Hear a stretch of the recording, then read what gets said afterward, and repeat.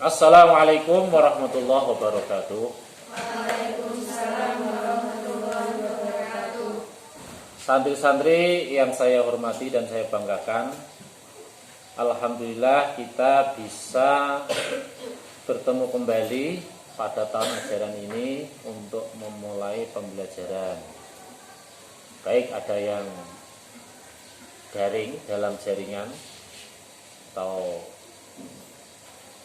di rumah tapi masih belajar, atau tatap muka seperti ini, tatap muka ya, jadi muajadah.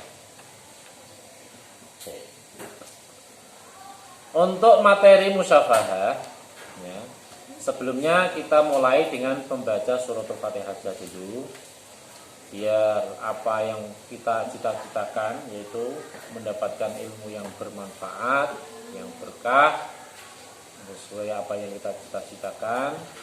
Kita mudah-mudahan dikasih keselamatan, kesehatan, dijauhkan dari malapetaka, bala, musibah, sakit ya.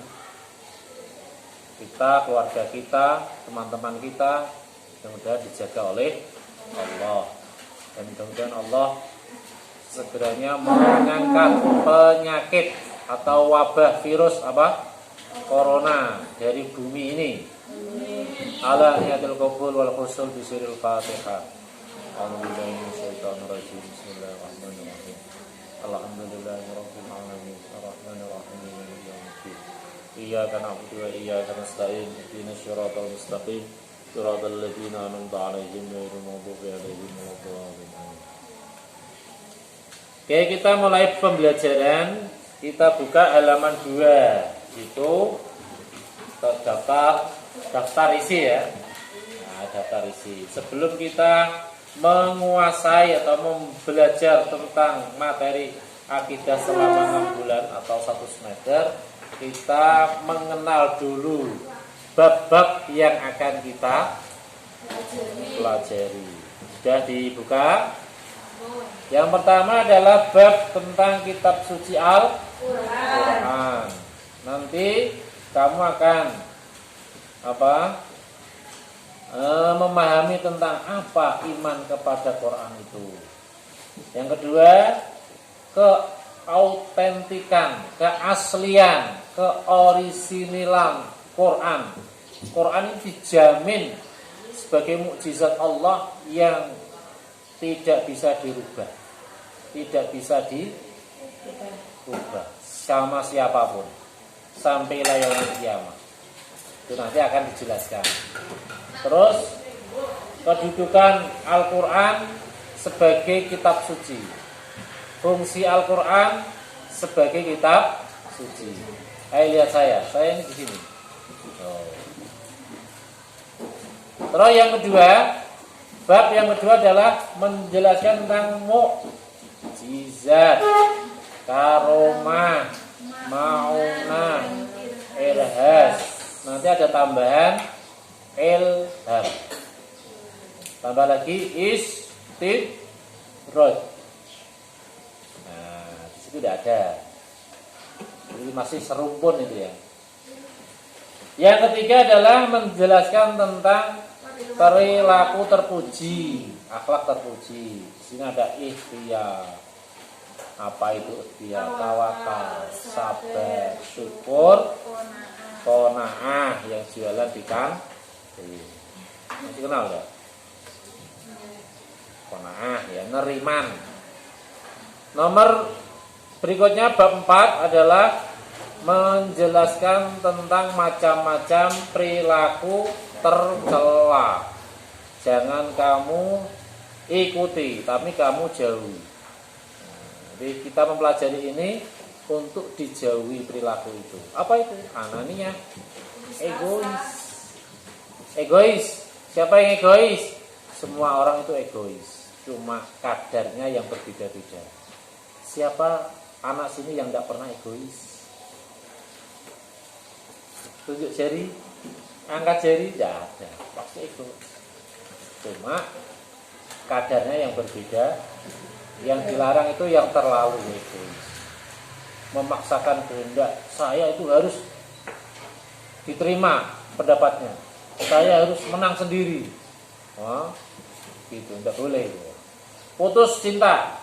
Kok putus cinta? Putus asa ya. Putus asa.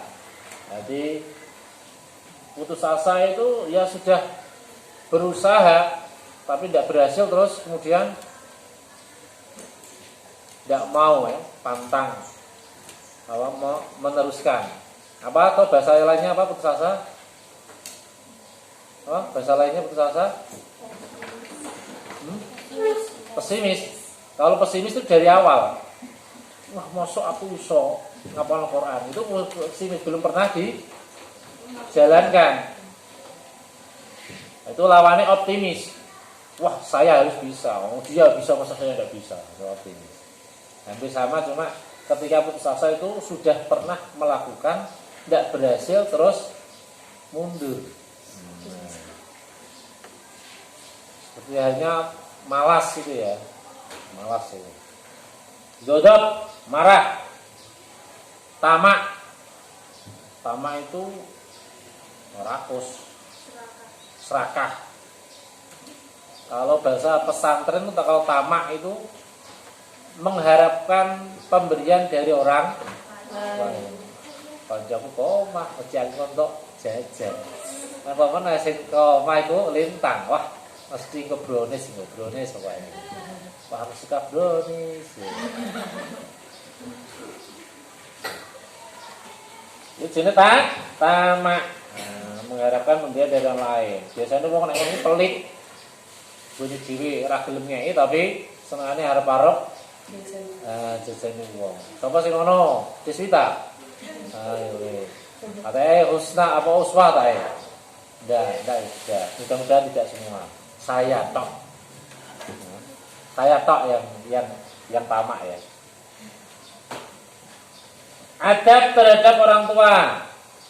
Orang tua, terus guru. Ini penting karena beribadah kepada Allah kalau tidak berbakti kepada orang tua percuma.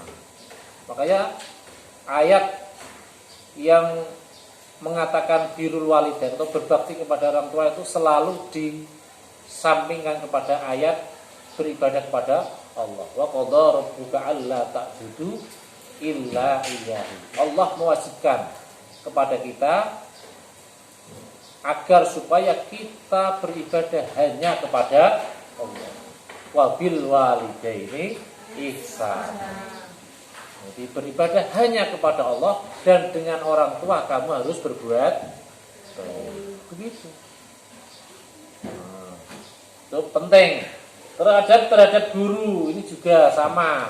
Karena macam-macam orang tua itu ada 3. Ini berapa?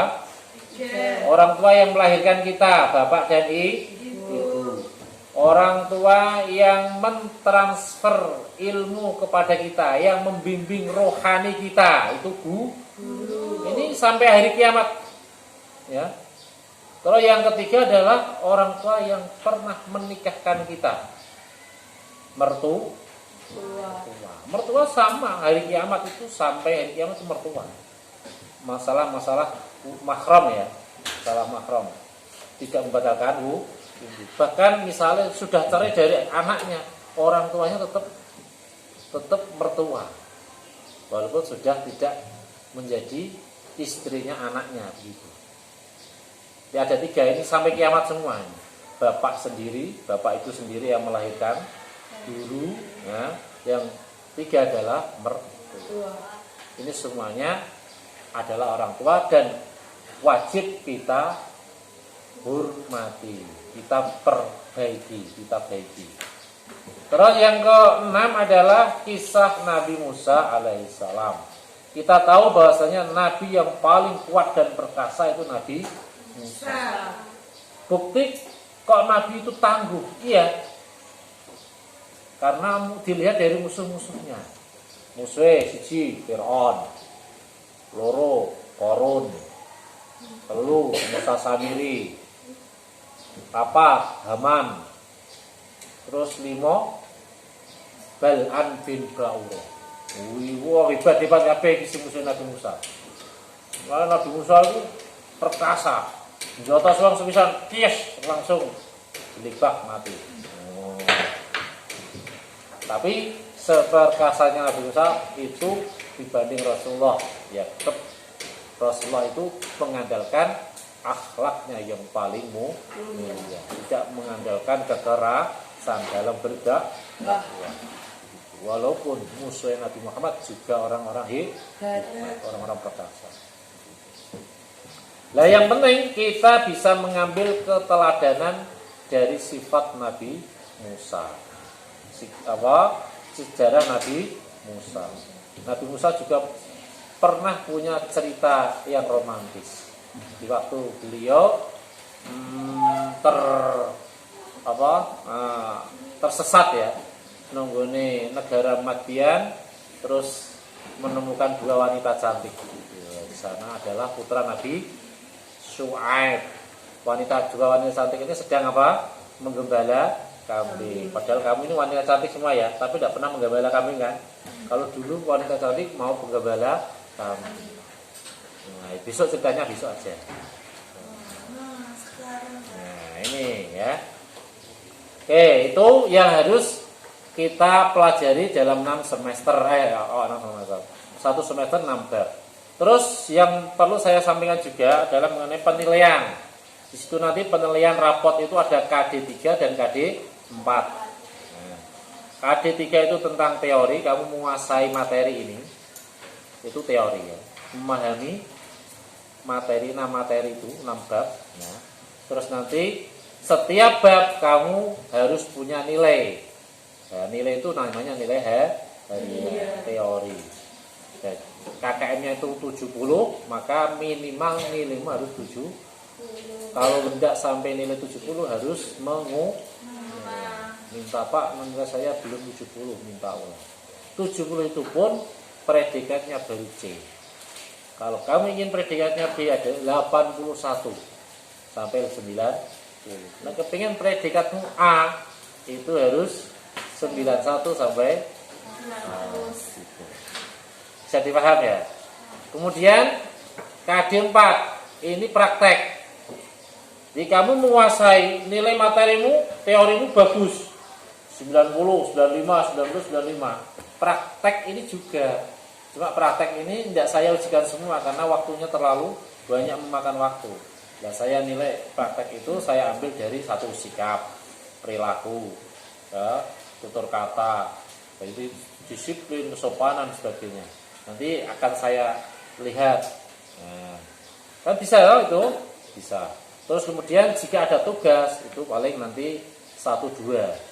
Mungkin membuat cerita tentang Nabi Musa atau mengambil pelajaran apa yang kamu ambil pelajaran dari keteladanan Nabi Musa, minimal misalnya 5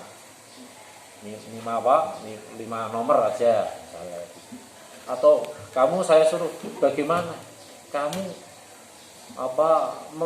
mengetahui tentang pembuktian kamu atau cerita kamu, orang yang bisa mendapatkan atau nabi atau siapa yang pernah mendapatkan mukjizat atau karomah, ceritakan. Bisa dong? Itu diantaranya adalah KD4. Sehingga nanti kalau kamu rata-rata nilai harian itu 90 misalnya, terus nilai semester dan mid semester itu jadi 1, ya, semester ke 95 misalnya, mid semester juga 95, berarti nanti kamu dapat rata-rata 95. Nah, berarti predikatnya tuh. Nih saya matikan dulu.